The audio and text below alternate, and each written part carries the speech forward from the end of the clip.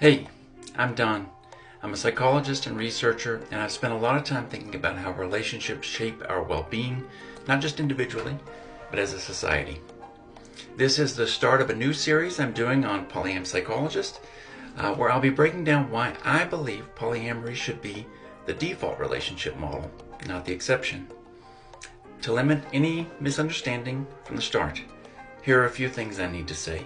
First, my motivation for making this series. Whenever you hear someone talk about polyamory, influencers, educators, they almost always make clear that they don't believe polyamory is inherently better than monogamy.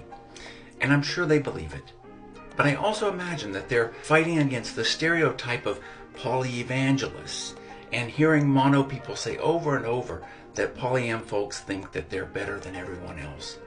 So I get it, and I even agree on some level, because polyamory is obviously not better for every individual person. But I do believe polyamory would be a better default relationship model for people and for society as a whole. Let me explain. Right now, monogamy is the assumed, unquestioned default for any person considering starting dating.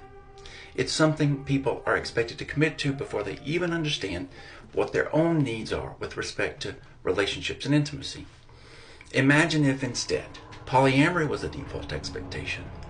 Not because everyone had to practice it, but because relationships were built on choice rather than assumption.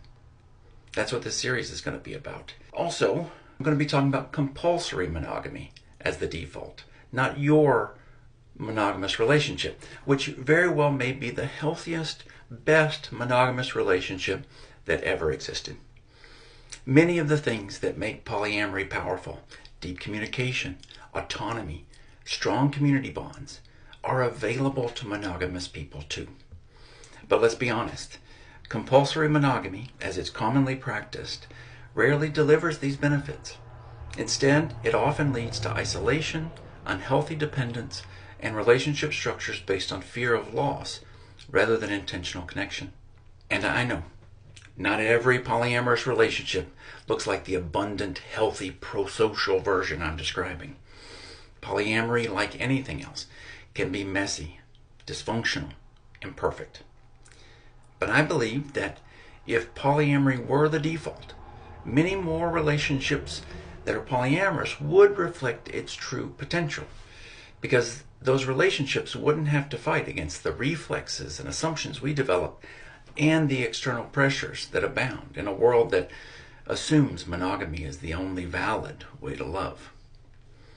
So, what's coming in this series? We're going to talk about the benefits of polyamory for individuals, for relationships, and for society as a whole, and why I believe it should be the default model and not the exception.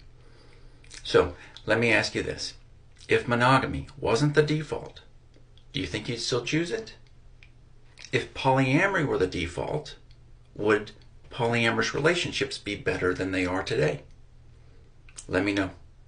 Also, thanks to Alex Alberto, my partner and amazing writer, filmmaker, and now t-shirt designer, as well as Ash of Ash and Chest for this great t-shirt.